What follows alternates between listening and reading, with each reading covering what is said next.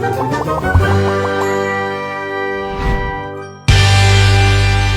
Stories की दुनिया। The greedy princess. पुराने वक्तों की बात है, किसी गांव में एक जालिम बादशाह का दरबार था। वो बादशाह बहुत संगदिल था और लोगों को परेशान करता रहता था। गांव के सभी लोग उससे बहुत परेशान थे और उससे जान छुड़वाना चाहते थे। बादशाह की एक बीवी होती है जिसका नाम नसीबो कैंची मलका होता है। अरे मिठे बगैरत के बच्चे, तू बादशाह तो बन गया लेकिन अकल तेरे अंदर जरा भर भी नहीं आई। ऐसे बादशाही करते अभी तक तूने मेरे लिए सोने का महल नहीं बनवाया। बेगम तू फिक्र क्यों करती है, मैं तेरे लिए सोने का क्या हीरो का महल बनवा दूंगा। थोड़ा सब्र कर, सारे गांव वालों को मार मार के निकालने दे यहाँ से। तेरे से ना बे कुछ, जब मैं मरूंगी तू तभी बनवा बेगा। अरे वाह बेगम, नेक काम में देर कैसी। तू अभी मर, मैं तेरे लिए हीरे मोती का महल बनवाऊंगा। लाला तेरी शक्ल पे मनुष्य इंसान, तेरे से ना बेगा कुछ भी, तू चूड़िया पहन कर बैठ जा। उस गांव में बिट्टू और रॉकी नाम के दो भाई रहते थे जो मीठे की वजह से बहुत तंग थे। बिट्टू भाई, अगर हमने मीठे बादशाह को वो हीरा ढूंढ कर ना दिया तो वो हमें नहीं छोड़ेगा और हमारा घर भी जब्त कर लेगा। रॉकी तुम परेशान मत हो, अल्लाह सब ठीक कर देगा। अगर हम कोशिश करते रहे तो हमें वो हीरा मिल जाएगा और हमारी जान छूट जाएगी उससे। नहीं भाई, गांव के सभी लोग वो हीरा ढूंढ ढूंढ कर थक चुके हैं, लेकिन वो किसी को नहीं मिला तो हमें कैसे मिल पाएगा। रॉकी तुम ठीक कह रहे हो, लेकिन हम दोनों को ही इसका हल निकालना पड़ेगा और वो हीरा ढूंढना पड़ेगा। वहाँ मीठा अपने दरबार में बैठा होता है कि एक बुजुर्ग आता है। हाँ बाबे सुनाओ, कोई अच्छी खबर लाए हो या ऐसे ही मुंह उठाकर आ गए हो? बादशाह सलामत, हमने हीरे का पता लगवा लिया है। क्या बात कर रहे हो बाबा जानू, कहाँ है वो हीरा? बादशाह सलामत वो इस गांव से दूर एक जंगल में एक चुड़ैल के पास है। उस चुड़ैल ने उस पर कब्जा किया हुआ है और उस चुड़ैल ने उस हीरे की हिरनी से शादी करवा कर उसके अंडे बच्चे निकलवा कर काफी सारे हीरे जमा कर लिए हैं। इसका मतलब अब उसके पास वो नायाब हीरे बहुत सारे हैं। जी बादशाह सलामत। हम तुम्हारी कोशिश से बहुत खुश हुए हैं। हमारे वजीर शाही खजाने से पैसे निकाल कर बादशाह को इनाम के तौर पर दिए जाएं। बादशाह सलामत, खजाने में पैसे कहाँ से आ गए? उसमें तो बिल्ली ने बच्चे दिए हुए हैं। सारे पैसे कहाँ गए? जान के अमार बुरा न लगे तो सारे पैसे मलका खा गई है। ओहो, ये तो बहुत दुख की बात है। बाबा जी, आपको हम हुक्म देते हैं कि आप अभी यहाँ से चले जाएं। हम आपका इनाम आपके घर पहुँचा देंगे। ठीक है बादशाह सलामत, मैं चला जाता हूँ, लेकिन पहले भी आपने यही कहा था, लेकिन अभी तक मुझे मेरा वो वाला इनाम भी नहीं मिला।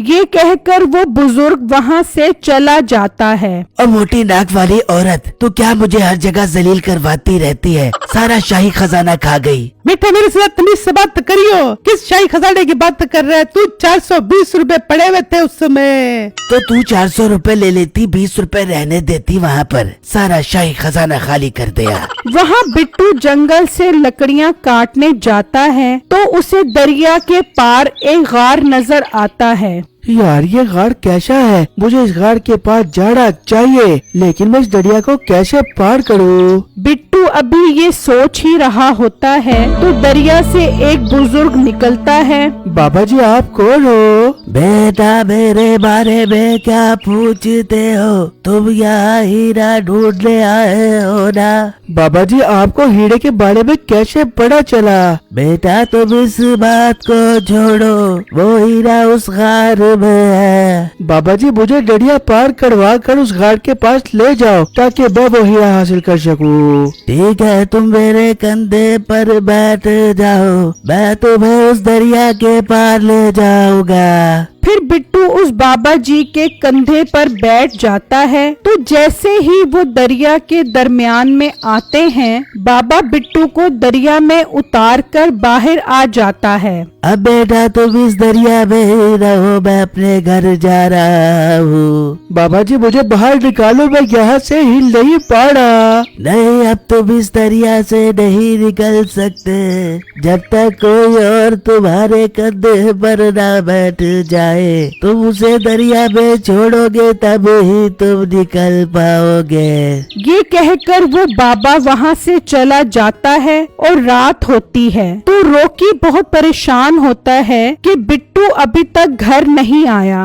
वो परेशानी में मीठे बादशाह के पास जाता है। हाँ रॉकी, क्यों आए हो तुम? बादशाह सलामत, सारा दिन गुजर गया है लेकिन मेरा भाई बिट्टू अभी तक घर नहीं आया। मैंने उसे हर जगह ढूंढ लिया है। मीठे ने रॉकी को परेशान देखा तो उसके दिमाग में एक आइडिया आया। रॉकी, तुम्हारा भाई हमारे कब्जे में है, हम उसको एक ही शर्त पर आजाद करेंगे जब तुम वो हीरा ढूंढ कर लाओगे। बादशाह सलामत, मैं अपने भाई के बगैर मर जाऊंगा, मेरे भाई को आजाद कर दो। रॉकी, तुम वो हीरा ले आओ और अपने भाई को आजाद करवा कर ले जाओ। वो हीरा जंगल में एक गार में पड़ा है, उसको ले आओ और अपने भाई को ले जाओ यहाँ से। ठीक है बादशाह सलामत, मैं जाकर वो हीरा लेकर आता हूँ। फिर रॉकी महल से चला जाता है तो नसीबो कैंची कहती है, अरे वाह बेटे, तेरे शैतानी दिमाग में क्या कमाल के आइडिया आते हैं। अरे बेगम, तेरा शोहर कोई आम बंदा है भला? तू अब देखती जा मैं करता क्या हूँ। फिर रॉकी जंगल से होकर उस दरिया के पास आता है तो उस दरिया में बिट्टू होता है। बिट्टू भाई, आप यहाँ कैसे आए? मीठा तो कह रहा था कि आप उसके कब्जे में हो। फिर बिट्टू रॉकी को सारी बातें बताता है। भाई मेरे काम करते हैं, मैं अपनी कुर्बानी दे देता हूँ ताकि आप दरिया से निकल सके और गार से वो हीरा लेकर आ सके। रॉकी, तुम मेरे कंधे पर आओ, फिर मैं दरिया से निकलकर घाट से वो हीरा लेकर आऊंगा और तुम्हें भी इस दरिया से निकाल लूंगा। मेरे पास एक बहुत अच्छा आइडिया है। फिर रॉकी बिट्टू के कंधे पर बैठ जाता है और बिट्टू रॉकी को दरिया में छोड़कर बाहर आ जाता है और गार के अंदर चला जाता है। तो अंदर बहुत सारे हीरे होते हैं। बिट्टू वो हीरे देखकर हैरान रह जाता है। फिर जैसे ही वो हीरा उठाता है तो गार की चुड़ैल आ जाती है। अरे मोटे इंसान, तू मेरा हीरा चोरी करने आया है? मैं तुझे नहीं छोड़ूंगी और तेरी बोटी बोटी करके खा जाऊंगी। चुड़ैल बाजी, मुझे कुछ मत कहना, हम बहुत दुखी इंसान हैं। हम एक जालिम बादशाह के कब्जे में हैं। उसने हमें इस हीरे के लिए बहुत परेशान किया हुआ है। अगर मैं ये हीरा ना लेकर गया तो वो हम सबको मार देगा। चुड़ैल बाजी, आपको आपकी अम्मी की कसम, मुझे ये हीरा लेकर जाने दो। अरे मोटे इंसान, ये तूने मुझे मेरी अम्मी की कसम क्यों दे दी? मैं अपनी अम्मी से बहुत प्यार करती हूँ। जा, तू ये हीरा लेके चला जा। चुड़ैल बाजी, आपका बहुत बहुत शुक्रिया जो आपने मेरी मदद की। फिर बिट्टू वो हीरा लेकर रॉकी के पास आता है और उसके कंधे पर बैठ जाता है और रॉकी बिट्टू को दरिया में उतार देता है और खुद दरिया से बाहर आ जाता है। रॉकी, तुम ये हीरा लेकर जाओ, अब तुम्हारा काम है मुझे इस दरिया से निकालना। बिट्टू भाई, आप फिक्र मत करो, आप आज ही बाहर निकल आओगे। फिर रॉकी वो हीरा लेकर मीठे के पास जाता है। मीठा हीरा देखकर बहुत खुश होता है। अरे वाह रॉकी, तुमने मेरा दिल खुश कर दिया। बादशाह सलामत, वहाँ बहुत सारे हीरे पड़े थे, मैंने तो एक घूसा मारा तो वो चुड़ैल भी मर गई। वाह रॉकी, तुम तो बहुत बहादुर इंसान हो। तुम घर जाओ, तुम्हारा भाई तुम्हें मिल जाएगा। ये कहकर रॉकी वहाँ से चला जाता है तो मीठा कहता है, अरे वाह बेगम, अब तो अपने मजे हो गए। अब मैं वहाँ जाता हूँ, सारे हीरे लेकर आता हूँ। फिर मीठा जंगल से होकर उस दरिया के पास आता है तो बिट्टू दरिया में होता है। बिट्टू, तुम यहाँ क्या कर रहे हो? बादशाह सलामत, मैं घाट से हीरे लेने जा रहा हूँ। बिट्टू, मुझे अपने कंधे पर बिठाकर ले चलो। ठीक है बादशाह सलामत, आप मेरे कंधे पर बैठ जाओ। फिर बिट्टू बिट्टू मीठे को उठाकर दरिया के दरमियान में लाकर छोड़ देता है और खुद दरिया से बाहर आ जाता है। बिट्टू, तुमने मुझे दरिया में क्यों उतार दिया? मैं आगे क्यों नहीं जा पा रहा?